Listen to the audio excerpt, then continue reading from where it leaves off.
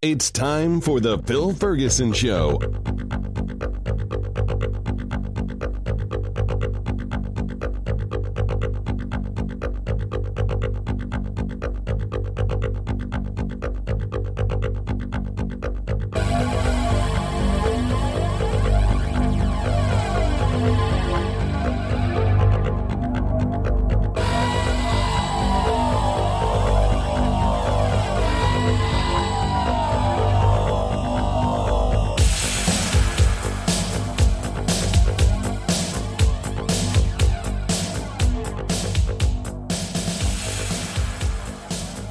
Welcome, everybody. This is show number 316 of the Phil Ferguson Show, and I'm your host, Phil Ferguson.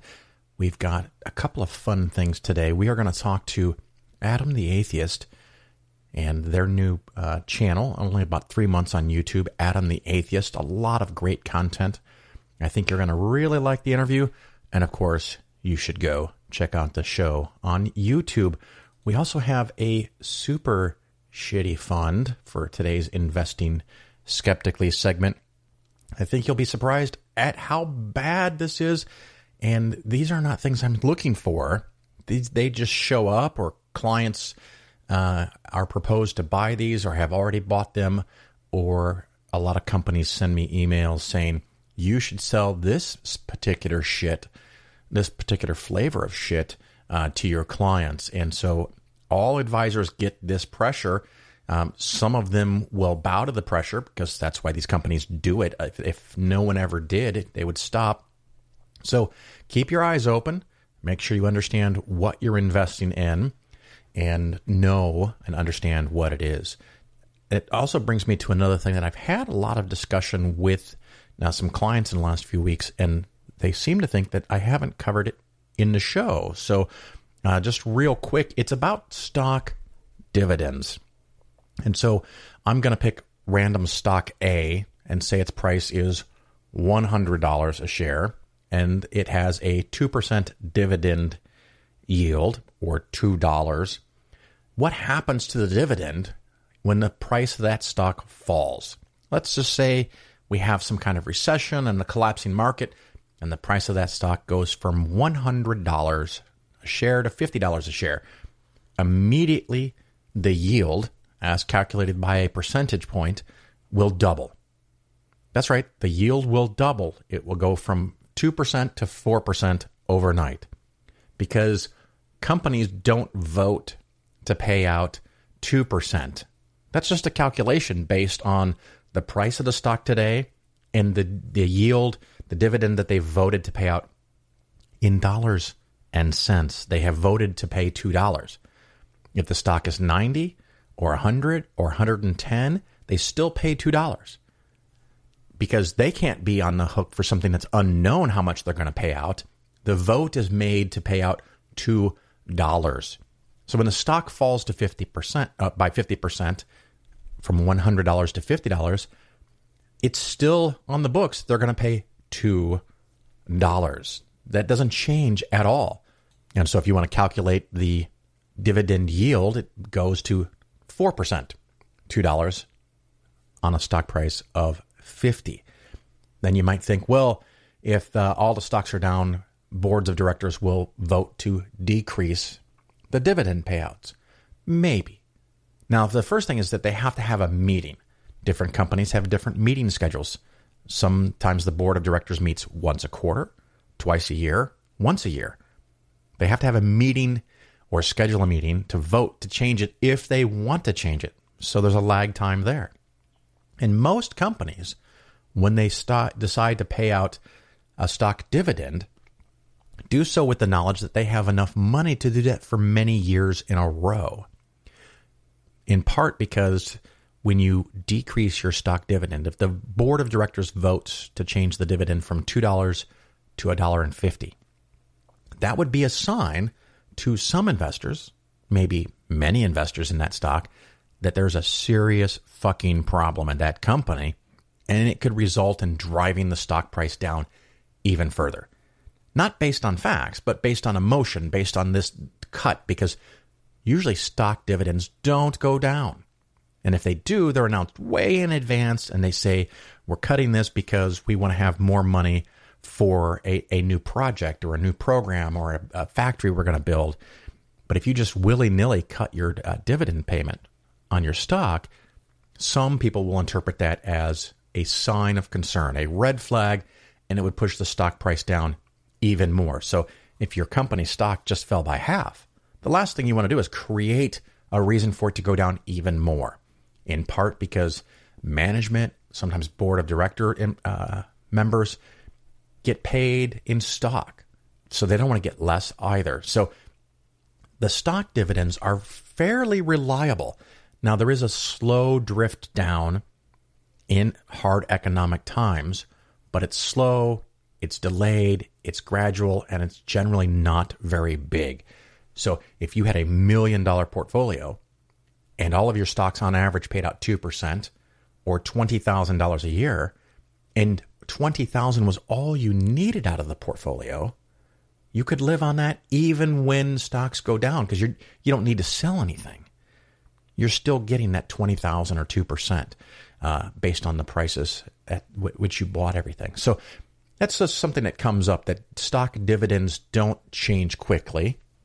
They don't change by much, even when stock market prices fall. And so it's part of the calculation that can go into determining the size of your cushion, because the bonds pay dividends, the stock pays dividends, and all of that's pretty much going to come to you no matter where the prices go up or down. So that's kind of a nice thing to have. So we'll take a quick break. We'll do our Investing Skeptically segment, a new super shitty fund, and then we're going to talk to Adam the Atheist.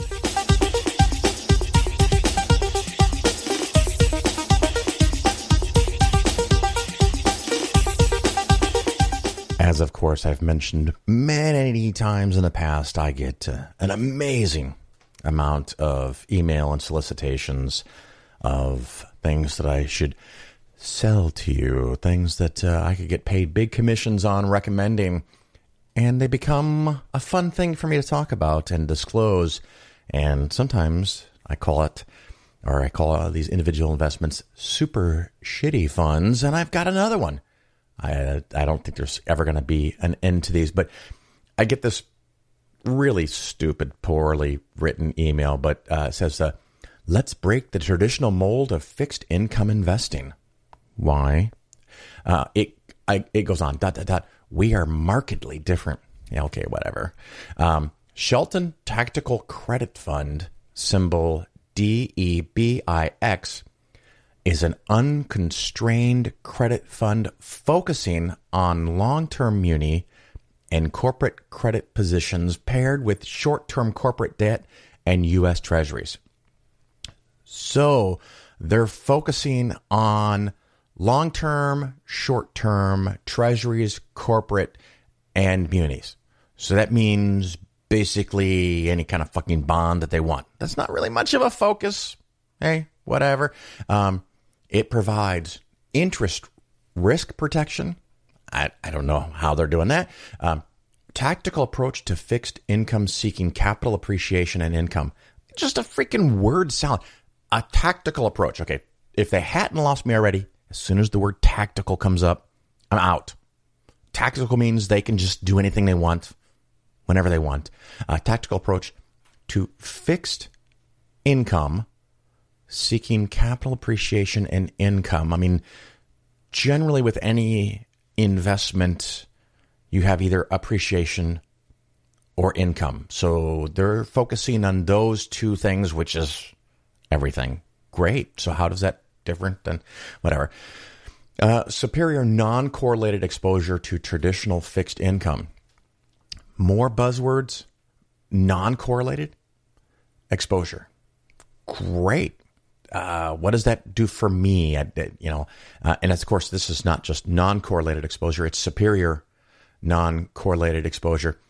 And this is someone I've not called and responded to their email like I sometimes do because I'm not sure I can hold my tongue. And then they have a net expense ratio is capped at 1.39%. And, of course, they sent me information about disclosure documents, and there's all kinds of stuff on the web that I go and I pull. And I get this quarterly fact sheet, which I think is something any mutual fund is required by law to make available somewhere to potential investors at least. And I pull it up on the internets, right? They said here, what was this line? Net expense ratio is capped at 1.39%. Okay. Their actual expense ratio is 4.95%. A new record, 4.95%, but it is capped at 1.39. And on June 21st of 2021, so you get almost 2 years out of this, the cap goes away. The cap goes away, so your expense ratio, which you thought was great, which is awful, it's shitty at 1.39%, is going to go to almost 5%. 5% expense ratio on a fucking bond fund. Here's its performance over the last 5 years. It's averaged 2.91%. Well, if you were really lame and just got the Vanguard total bond portfolio, U.S. bonds, you could have made per year over the last 5 years 4.31%. So you could have made almost 1.5% more, which ironically is really close to the 1.39% expense ratio that they have. So all the whiz-bangery, all the fancy schmancy shit that they do, they underperform doing nothing while their expense ratio is 1.39. When their expense ratio goes to 4.95, you will lose 2 to 3% per year if they do as well as they have done in the past. Absolutely phantasmagorical how shitty this fund is. And of course, the risk profile on this, I went to Morningstar.com and just typed in the letters for the fund here again. Where are the letters? DEBIX. Is that the same one as the email? They have two of them. Yeah, DEBIX. It's high risk, and there's a bunch of statistical measurements here that show how incredibly high risk this is. Some other fun things, and I forgot to mention this, I think, in the last super shitty fund that I did, and it's easy to find on Morningstar, is I like to look at what the portfolio actually is. And in this case, this is hysterical, right? You'll love this. 81% bonds. That's the net bond position. But it's short 35.71%, and it's long 116%. What? So, again, they're playing games. They have about 20% cash, and they're short 2% cash. So, shorting cash, longing bonds, shorting bonds. They're all over the place. They have AAA-rated bonds.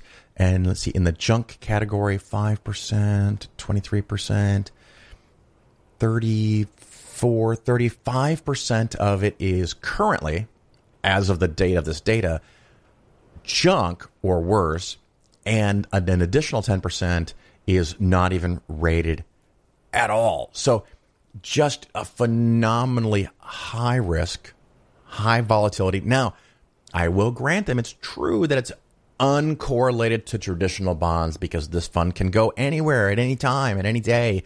So it would reduce your overall correlation effects of your investments. But I don't care about that. That seems to be a big thing nowadays. But that is another example, another random example of a super shitty fund, the Shelton Tactical Credit Institutional, DEBIX.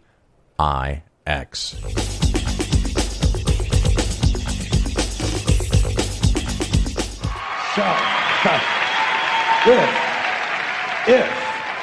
if there is a God, if there is, I think most reasonable people might agree that he's at least incompetent and maybe, just maybe, doesn't give a shit. Doesn't give a shit, which I admire in a person and which would explain a lot of these bad results. So rather than be just another mindless religious robot, mindlessly and aimlessly and blindly believing that all of this is in the hands of some spooky, incompetent father figure who doesn't give a shit, I decided to look around for something else to worship, something I could really count on. And immediately, I thought of the sun. Happened like that. Overnight, I became a sun worshiper. Well, not overnight. You can't see the sun at night. But first thing the next morning, I became a sun worshiper. Several reasons. First of all, I can see the sun, okay? Yeah. Unlike some other gods I could mention, I can actually see the sun. I'm big on that. If I can see something, I don't know, kind of helps the credibility along, you know?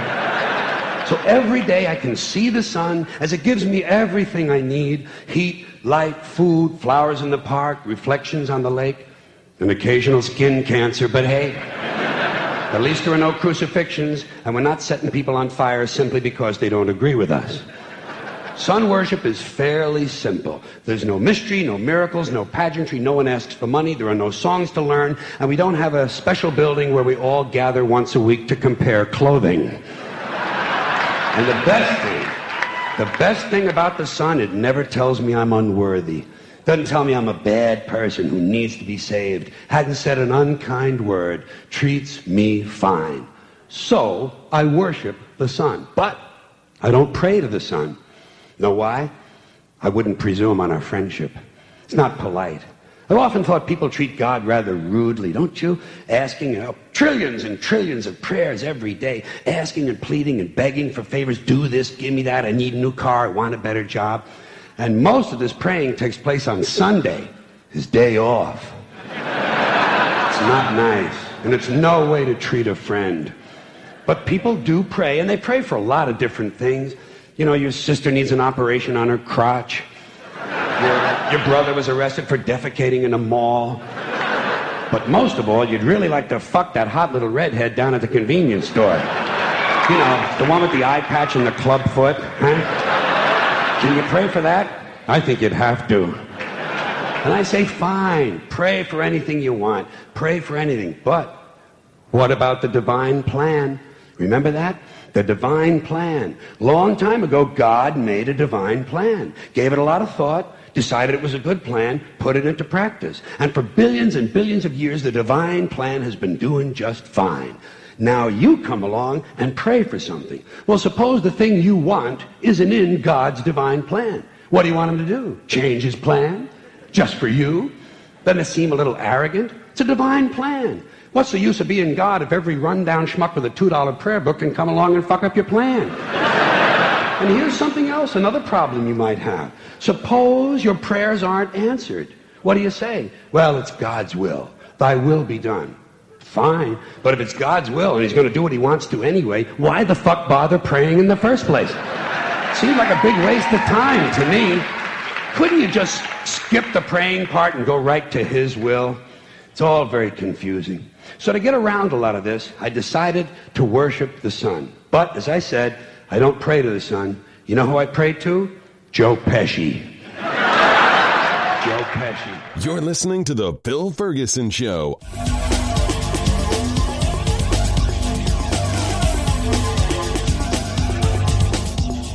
The Phil Ferguson Show is for educational purposes only. Nothing said on the show should be interpreted as personalized investment advice. Your investment should be based on your situation, and you should consult with your financial advisor before taking any action. The show may contain ads. These ads are placed into the show by the hosting company after I finish recording and editing. I have little control over the content of the ads, and you should not assume that I support their products or claims. If you choose to support the show via the new Patreon page, that support does not create an advisor-client relationship.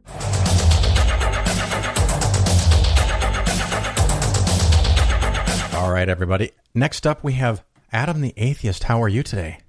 I'm doing great. How are you doing? Good. So in short, is that ATA, Adam the Atheist, or just Adam?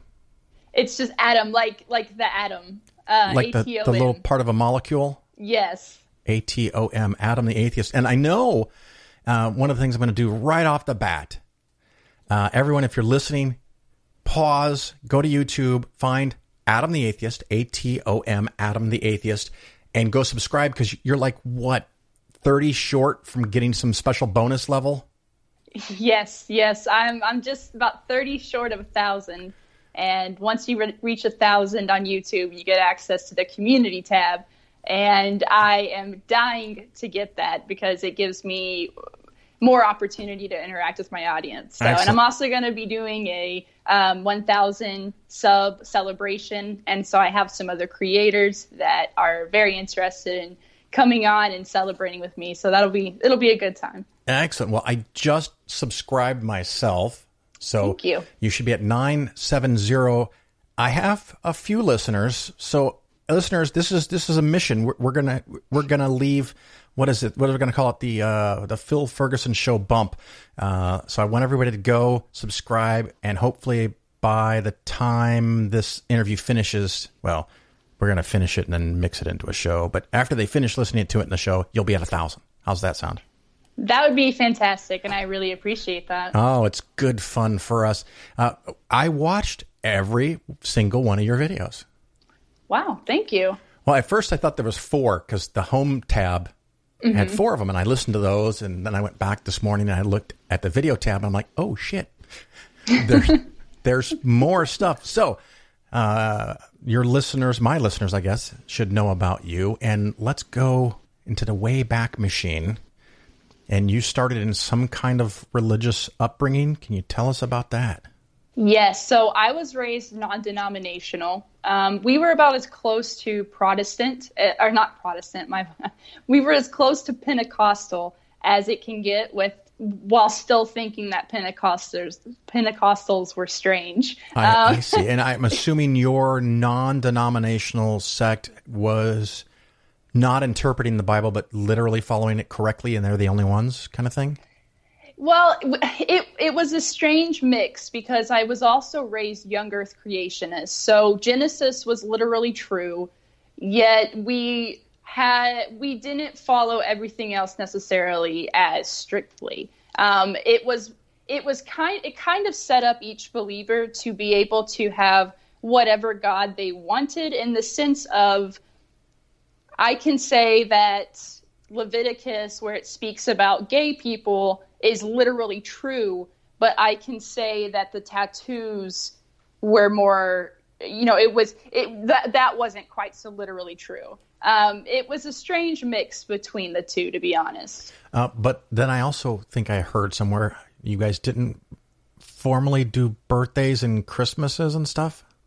No, we did. That was probably, I have featured a friend of mine who grew up in a cult, and they did not do that. So that has also been a focus of my channel, which is probably where that came from. But no, we did. It was just mainly a very right-wing evangelical upbringing. But we also kind of practice alternative medicine. And so that's the other main thing that I've talked about my channel so far, is the effects of that. Now, actually, I wanted to make sure I asked this because we're at least in auditory proximity. Have you been vaccinated now? I have not yet received vaccinations yet because I'm waiting for my health insurance. I'm actually going to be moving fairly soon, hopefully, and once I get insurance, I'm going in there and saying, shoot me up with everything I did not receive. Yeah, it may take a while. And the one that you're definitely want to get, and I think you talked about this, there is a shingles vaccination, by the way. Yes. I did not know that at the time that I recorded that video. So that is definitely one that I will be getting. Well, it was funny. I recently did the shingles vaccination. And apparently there's a 3-month spread. It's got two components to it. And each time it kicked my ass. I mean, for a day and a half, maybe 2 days, I kind of felt like I had either a strong cold or a mild flu, and inflammation and swelling at the point of injection. And I had mentioned this on Facebook, and a few people were like, well, maybe you shouldn't just get shots. And I was like, have you ever seen anyone with shingles? Yeah. I would much prefer feeling crappy for a couple days than dealing with shingles. It is extremely painful from everything that I've heard. Now, you also mentioned homeopathy and or non-medicine oils, essential oils as a youth. What was that all about? So my mother believed, or still kind of does, that doctors are not interested in healing people. They are interested in keeping people sick enough to come back, but well enough to not die. I see. Because a dead person can't make you money. And I agree. I mean, I'm sure there are some doctors out there that are terrible at what they do, but that is not something that is a serious problem within our healthcare field. Most people that you meet are very interested in helping you. It was very much so more conspiratorial. The FDA approves medications because of the money. They don't approve them because there's any science backing them. And so my mother believed that the best medicine was the medicine that God created, which would be herbal remedies. Like arsenic? No, surprisingly not that one. That one was never one. That's all natural. What could go wrong? Right, exactly. So, but yeah, so I grew up on, there's this distributor called Nature's Sunshine. And I would imagine most people might not know who that is or what that is, but that was where I got almost all of my medicine from. We were always given herbal remedies. We did have a few like painkillers, obviously ibuprofen and such, but I think I can barely remember taking Benadryl as a child, but I can clearly remember taking all of these different herbal mixtures that never really seemed to help me feel any better. Wow. It reminds me of the story I think I've told my listeners before. One time I was in a Whole Foods store with my son, and I was very sick, and we were in the middle of the store where they have medicines and people in lab coats. And we found this section of homeopathy that was like 20 feet long, and we were taking pictures and putting it on Facebook and having a great laugh. And for like a minute or two, I felt pretty good because I was having a hilarious time. And then I realized, I actually want, some Aleve and a cough suppressant and all this other stuff. And I couldn't find it. So I finally went to the center where 4 or 5 white coats were standing next to their computers. And I said, where would I find something like Aleve or Benadryl or, Robitussin? And they're like, we don't have that kind of stuff here. Just tell us what your symptoms are, and we'll put it in a computer, and it will tell you which homeopathic treatment you should take. And apparently, I was not as suave as I could have been. And my son ended up grabbing me and dragging me out of the store because I was losing my shit. So, wow.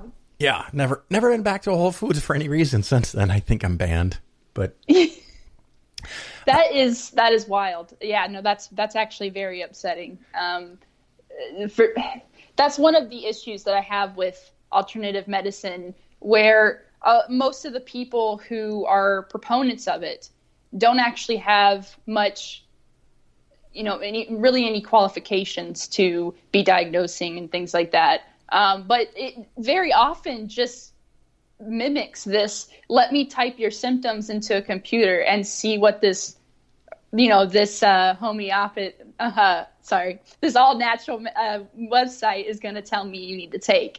And sometimes they're very bizarre. I have some family members who are into essential oils, and they're not part of any MLM because we've always used them. But of course now there's pretty much synonymous with MLM.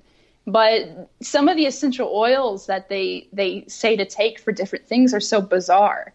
And I don't understand how lavender is supposed to help me sleep.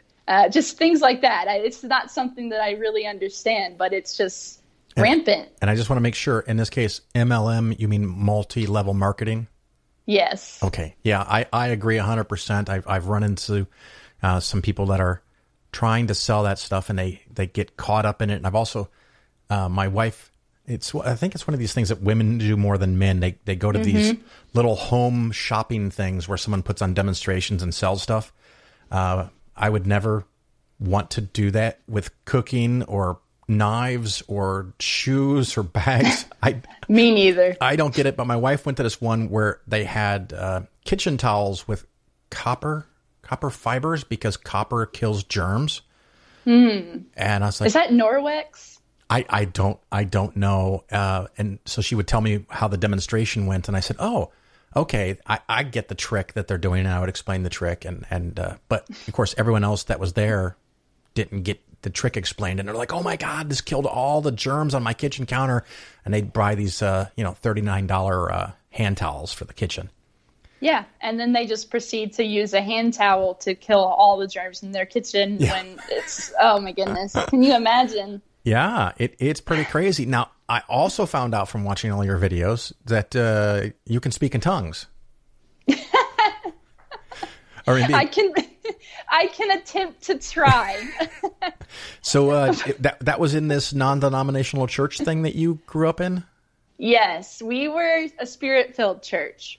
And now, does that mean you speak in tongues? Is that what the phrase means, spirit-filled? Yes. So spirit-filled means that you speak in tongues, you experience being slain in the spirit, holy laughter, which is just what it sounds like, people bursting into these laughing fits that is supposed to be the Holy Spirit, dancing, running around, screaming, yelling, just some of the more, if an outsider were to see it, they would probably be convinced that we were all having mental breakdowns. But that was very common in our church. And did this get to the point of flopping down on the floor and rolling around?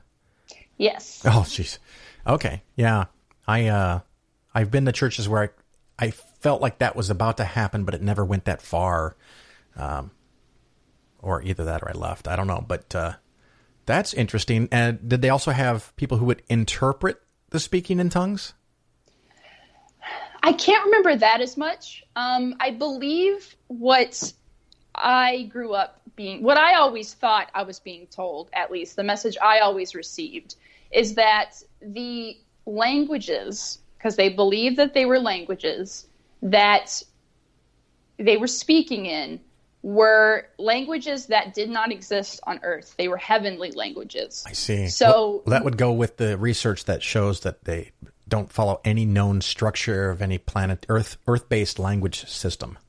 Absolutely. And they worked that into the narrative. So you're speaking a heavenly language, and it can't, to my understanding, it couldn't really be interpreted, in their mind, because you're speaking a heavenly language and no one on Earth actually knows that. I think that's a safe out, because I know some denominations, congregations, small culty-like groups, they'll have one person speaking in tongues, and then they have another person interpreting it for everybody else spontaneously. Yes. And so then it becomes real and meaningful and actionable.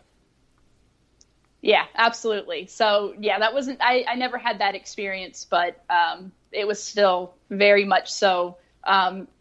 You can act out in any way as long as it isn't, unbecoming. And you can say that it's the Holy Spirit and no one's going to question it. I've had prophecies spoken over me and just a lot of stuff like that. It was just almost every time we had a revival service, it was going to be a little wild. And they'd be okay with, you said, almost anything, but I guess if two dudes started making out, it would be not cool. Right. It would no longer be holy and they need to leave. Because that's what God is worried about. Who's kissing whom. Let's see, other fun topics you had here. Oh, you did a couple of these. I'm fascinated with them. Homeschooling. It applied to you, and you had some guests on. Walk us through homeschooling, and is it really as bad as people think it is? So homeschooling in Texas, which is where I'm from and where I currently reside, is almost completely unregulated. I do believe that in Texas, that the parent does have to at least send off a letter to someone, I'm not even really sure who, to let them know that my child is being homeschooled. After that, there is absolutely no oversight on the child to ensure that they are being educated or that they're being educated with enough hours or anything like that. There's no curriculum oversight whatsoever. And this is something that is very common across the U.S. There are, if I believe, there are more states that lack regulation for homeschooling than states that do or have them. My homeschooling was used to essentially just indoctrinate into my religion. It was also used to teach me young earth creationism, but I wasn't taught young earth creationism the way that some others have. I wasn't constantly listening to Ken Ham. I didn't even know who Kent Hovind was. I don't know if my parents even knew who he was. We were taught young earth creationism in the sense of that's what happened, but you don't really need to know anymore because none of it matters anyways. But the earth is 6,000 to 10,000 years old. So my homeschooling was used to reinforce that narrative. My science education was laughable. The main reason I believe it was the Alpha Omega curriculum, which there are quite a few people I know who are very familiar with that. It towed this line between keeping science, the science especially, vague enough that they didn't step on any, young earth creationist parents' toes, but also making it sound good enough that parents would believe that their children are being taught science. Can you think of an example? Yes. So with my science curriculum, it was nothing but math. And that was essentially it. Now, it was under the pretext of, we're going to learn about physics. But there were not any, you couldn't do home tests because that requires a lab. And very few parents that I know, I'm sure there are definitely some that do, but very few parents will take the time to set up a lab and, spend all the money to get the equipment that they would need. So there's no home test, no hands-on experience with it, no museums or anything like that, because museums were based in evolution. So it was very rare that I ever saw a museum or anything that most people would associate with field trips, for example. So they simply just gave me a ton of equations and said, here, this is science. And me being a teenager, I was very disinterested. I wasn't until I reached adulthood and began to investigate scientific fields on my own that I began to realize how fascinating it actually is. It was just that so much was being held back because you can't teach the child enough that they can reasonably question what they're being told. You have to keep everything very surface level. Now, at some point, you've broken out from this. Would you share with us how that happened and how I'm assuming you're not homeschooled now and you're not living at home. What's going on in your world? Yes. So my first step towards breaking the mold of my just indoctrination was realizing that I was a member of the LGBT plus community. And that was not allowed. Of course, being right-wing evangelical, that was wrong. And it led to me essentially leaving my home / being told to leave. And that started me on a journey of being able to separate myself from the people who were telling me what the world was like and what to believe. And I was able to enter an environment where I was on my own. I already had access to the internet and to books, and because I've always been a pretty avid reader. And so I just began asking myself these questions on my own and questioning the religion that I was brought up in. And so the first thing that I encountered that was contrary to the religion that I'd been raised with was actually liberal Christianity. Liberal Christianity, there were many scholars that I watched who were saying being gay is not a sin, that isn't what this passage in Paul was talking about, or there's all these. Thankfully, I'm glad that liberal Christians are distancing themselves from, the harmful beliefs and rhetoric of, anti-gay, but it actually harmed my belief overall because I'd been raised with the Bible that was inerrant and had one true interpretation, and seeing how many interpretations there actually were on the text actually harmed my belief. Now, when you say one interpretation, you mean like King James and nothing else, or some other version? Yeah, no, we weren't we didn't go so far as to being King James only, but I guess that the best way I can describe it is there is one way to interpret the events of the Bible. So Sodom and Gomorrah, liberal Christians will most likely say that Sodom and Gomorrah is a story of inhospitality, whereas more conservative Christians will say, no, Sodom and Gomorrah is a story about homosexuality. I always kind of thought of Sodom and Gomorrah as the only way to escape an abusive husband for a wife. Yeah. Turn into a pillar of salt. That's unfortunately, maybe. And how to master the skills of getting your father drunk enough to have sex, but drunk enough to not remember it. Right, exactly. That's a skill. That's a skill. Yes, that none of them conveniently ever talked about that part. Oh, they ended the story, right after Mom turned into a pillar of salt. That was where the story ended. I'm waiting for an occasion where I can use the phrase where someone says kids should read the Bible, and I said, "Well, I'll read the Bible to them, but I get to pick and choose." And I go, "What?" Because if it's all good, it can't be a bad part. I mean, we can talk about emissions and donkeys and stuff, but right, exactly. And so I really would be curious how a parent would react. A Christian parent who actually knows those passages exist. I would be really curious to see their reaction to that, because if this is the Bible that you consider to be the purest, most wonderful book ever written, there shouldn't be any passages that you wouldn't want your children to see. Are you aware of the Brick Testament Bible? No. It is the entire Bible done in Legos. That's amazing. And the name escapes me, but I've had the author on the show. It's been a while, and maybe I can have her back. But it was for sale in Walmarts and Sam's Clubs until some nice parents and grandparents bought it and took it home to their kids, because it's Legos, right? I mean, what's better for kids than Legos? But when you act out scenes through imagery of 1,000 foreskins, apparently some parents found that inappropriate. In what they perceived as a children's book, but the creator never said it was a children's book. People just bought it that way. I am going to have to look that up, because that's amazing. I don't know where my copies are. They're around here somewhere. But there's Brick Testament, the Old Testament, and the New Testament. But particularly the very ending section with the apocalypse. Oh, incredible beasts! Just wonderful work.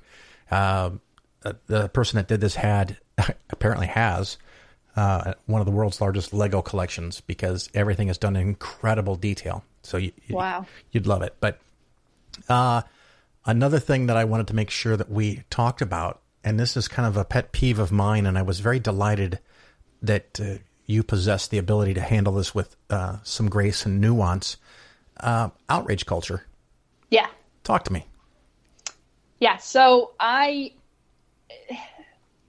see a lot of toxic traits within online communities. Yeah. And I mean, surprise. There are times where I just have to step away from Twitter, for example. I just have to put it away. I've never really been the type that wants to argue online. I see things like today about all the trash in the ocean and how we're killing our entire fish life. And, I'm not the type of person that sees arguing online or belittling others as something that is even worth my time. I'm far more concerned with just bigger things that are happening, in my opinion. But I kept seeing a lot of just toxicity, and I especially don't want to see that in the atheist community. I am so proud of this community for, it's blossoming right now, and I'm incredibly proud of it. And I want to be a part of that, which is one of the reasons why I'm contributing my voice. But there's just certain parts to human nature that I think you're going to encounter no matter what industry or community you're in. But I believe that atheists can do better. I believe that we can proactively use the tool of skepticism to curb the emotional responses that we often have. And most of the time, you'll find that whatever emotional response you had is you had it because you didn't have enough information. The way that the internet works right now is it isn't about who's right. It's about who can get their story up first. Because the first person who can get their story out there and use this language that's, inflammatory and very vitriolic towards the other party that they're upset at is the one who gets the sympathy. And sometimes the party that speaks out first is right. I mean, we have the Me Too movement. Those people aren't wrong just because they spoke out first. But we need more information before we get emotionally invested into whatever we're seeing play out. Yeah. And that was really the gist of it. Yes, that was really what I wanted to say. Yeah, and I thought it was very important. It's something that I'm more likely to hang back often. You hear a story, this person says one thing and the other person says the other thing, and you get two sides of the story, and I'm removed from that. So how do I judge who's in the right and who's in the wrong, and why can't we just all get along, kind of thing? Yeah. So I hear you, and of course, listeners, we're going to take a little, not really a commercial break, but just another promotional thing here. It's Atom the Atheist, ATOM, the Atheist, and we want to get to 1,000 subscribers. It started at 969, so we only need 30. Well, we only need 30 now because I subscribed.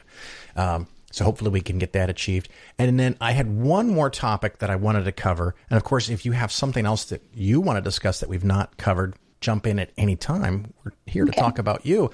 But you introduced me to something that I was completely naive about. You know what that was? What? TikTok. I can't unsee what you've shown me. But what's going on there?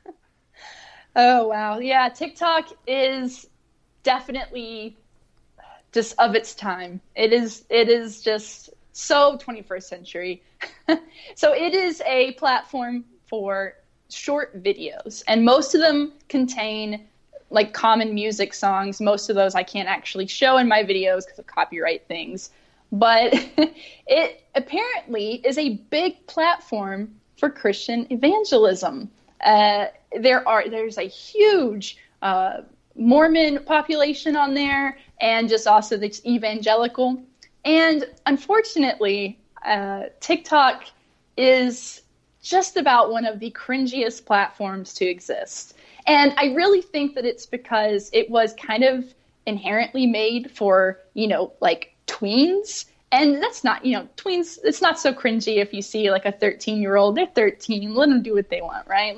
It's fine. But you get a lot of grown people on there who just make some of the worst arguments for God. And it's just genuinely cringy. That is definitely one of my videos that I really suggest watching, because I don't think that I can properly explain TikTok until someone sees it. They just really have to see it. Yeah, I for a long time, sometimes I put little games on my phone, free games that have ads that are annoying, and I get tired of the game and I delete it. Hopefully all of it goes away. But every once in a while they advertise TikTok, and I'm like, what is it they're showing me? And apparently those were little video clips to entice me to go make my own or something. But that is never going to fucking happen. So, but yeah, watching some of the stuff that you had to watch, I suffered along with you. That was genuine pain. They had a couple people were like, Jesus died for my sins. Wow. Rose again 3 days. Wow. Actually, a day and a half. Wow. I really, does that work? Does that actually, and you can never tell. I can never tell. Are they serious or are they fucking around? Is it ironic? Like you said, is it ironic or is it serious? I don't know the difference anymore. Yes. And I really can't tell. And so I just, and I will say, those videos are not meant to make fun of them necessarily, because I want people to do what they enjoy doing. Okay. And TikTok I do not think will be necessarily the be-all, end-all of someone's skepticism or religion. So it is more so just in the just a good humored ribbing is the way that I like to think of it.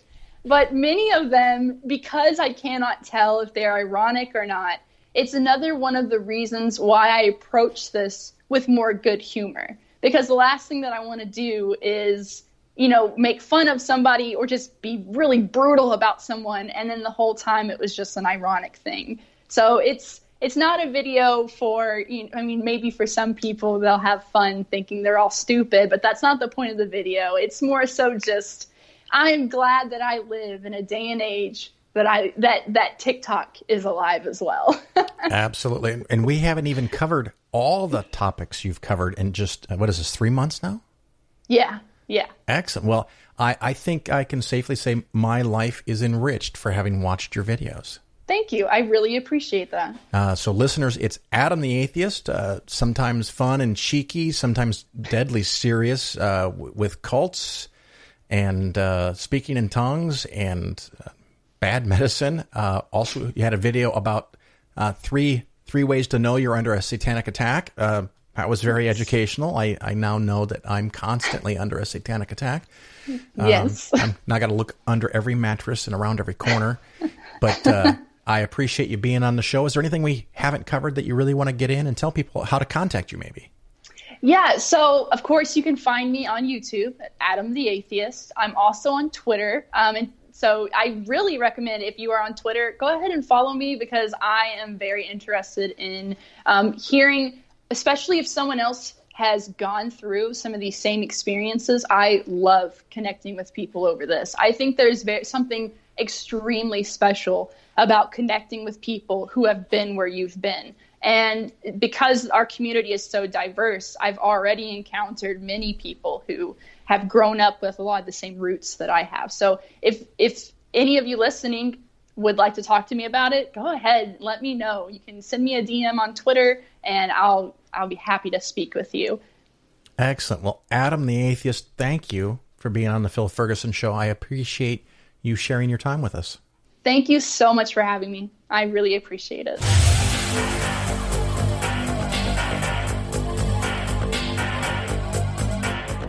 Jesus says that he speaks in parables because the people, they just don't understand anything else. But the parables are often foggy and meaningless, and Jesus is snippy when even the disciples don't get them. He says to them, if you don't understand this parable, then how can you understand any parable? And are you incapable of understanding? I kept thinking, don't teach in parables then. It's not working. Even your staff doesn't understand them. Why don't you just say what you mean? Okay, so Jesus isn't so patient, and I think he picked a very ineffective lesson-giving technique, and he's angry most of the time, but that doesn't make him bad. It's just, wow, I really expected someone else. Some of the parables are not just foggy. To me, they're sort of offensive. Like in Luke, Jesus helps us understand God's relationship with humans by telling us a story about how God treats people the way people treat their slaves. They beat some more than they beat others. Okay, I know this was a different time and everything, and I really tried to keep that in mind as the Bible refers to slavery all over the place. And not only does it not say it's wrong, I mean, the Bible gives you advice about how you're supposed to keep your slaves and how slaves should behave obediently at all times to their masters. But I don't know, I guess I sort of thought the Son of God would say slavery was wrong. But no, Jesus does not say that. In fact, he uses slavery as an example of how God treats people. It was really hard to stay on Jesus' side when he started saying really aggressive, just hateful things. Like in Luke chapter 21, Jesus says that he is like a king who says, anyone who does not recognize me, bring them here and slaughter them before me. Or in John chapter 15, Jesus says, anyone who does not believe in me is like a withered branch that will be cast into the fire and burned. In Matthew, he says, I come not to bring peace, but a sword. And in Luke, he says, and if you don't have a sword, sell your clothes and buy one. Then Jesus just starts acting downright crazy. Like in Matthew chapter 21, when this fig tree doesn't have a fig for Jesus to eat, he condemns the fig tree to death. That's right, Jesus condemns a fig tree to death. Not a parable, by the way. Just Jesus pissed off that the fig tree didn't have a fig for him to eat when he wanted one. Not exactly the Prince of Peace who taught us to turn the other cheek. And then there's family. I have to say that for me, the most deeply upsetting thing about Jesus is his family values, which is amazing when you think how there's so many groups out there who say they base their family values on the Bible. I mean, he seems to have no real close ties to his parents. He puts his mother off cruelly over and over again. At the wedding feast, he says to her, "Woman, what have I to do with you?" And once, while he was speaking to a crowd, Mary waited patiently off to the side to talk to him, and Jesus said to the disciples, "Send her away, because you are my family now." Matthew, Mark, and Luke all tell this exact same story, but Mark actually tells us why Mary was there to see Jesus. He says Mary came to see Jesus to restrain him, because the people were saying he's gone out of his mind. I kept thinking, yes, let's go get Jesus and get him some help.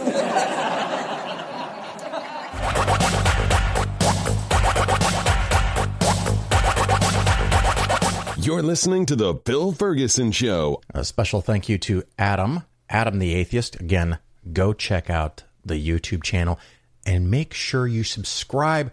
My goal is to get Adam over 1,000 subscribers so new features can be unlocked to help promote that YouTube channel. For me coming up right now, by the way, I'm probably in Italy as you're listening to this, at least if you're listening to it as a relatively new episode for the second half of September. I'm going to be in Italy for a couple of weeks. I don't like to say I'm on vacation. I consider it a working trip because if clients really need something, I can almost always find some time to carve out to talk to them from Italy or balance something or trade something. So, of course, if you're a client and you need something, go ahead and contact me by email. You can leave me a voicemail. I probably won't answer the phone. It may not even ring through. But definitely, I will be checking my emails. If you need something urgently, let me know. It's all good. If it can wait until I get back, of course, that'd be kind of cool because I want to spend more of my time in Italy, enjoying Italy. Right after I come back, I will be at the Women of Color Beyond Belief Conference in Chicago. And that is October 4th through 6th. And then 2 weeks after that, I will be in Las Vegas for the Center for Inquiry's annual conference called SciCon. And on October 17th, we will have a special friends of the show, a meeting at 4:15. Oh, crap. I didn't pull it up. I'm pretty sure it's 4:15. Yes, 4:15 to 7:15. We are going to meet by the registration or check-in desk for the conference. We're going to go south out of the hotel. We're going to go to Wahlburgers for some food. And we're going to go to the Fuel Bar, the coolest bar in all of Vegas. It's this little teeny bar, but it's great fun and great, fantastic, high-powered foo-foo drinks. Lots of flavors there. And then we'll come back to the conference just in time for the evening reception. So that starts October 17th. And later in the season, I will also be going to a thing called Free Flow, the Florida Freethinkers Conference. So a lot of things going on, and I hope to see you at one of those shows. If you see me, please come up and say hello. I would like it very much to speak to you. Until then, I hope to see you soon. Ciao.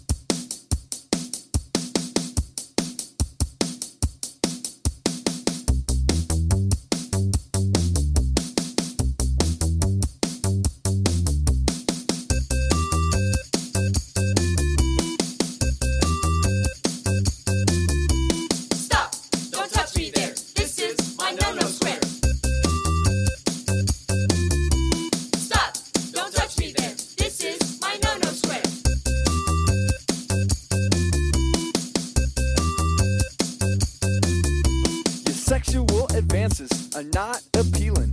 In fact, I'm starting to get the uh-oh feeling. And my mama said my special parts are just for me. So why in the world are you trying to creep? Stop! Don't touch me there. This is my no-no square. Stop! Don't touch me there. This is my no-no square.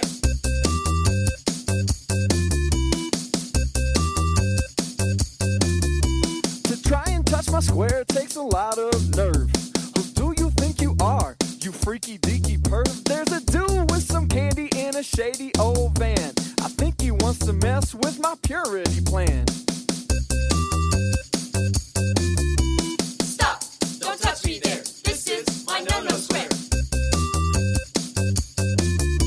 Stop! Don't touch me there. This is my no-no square.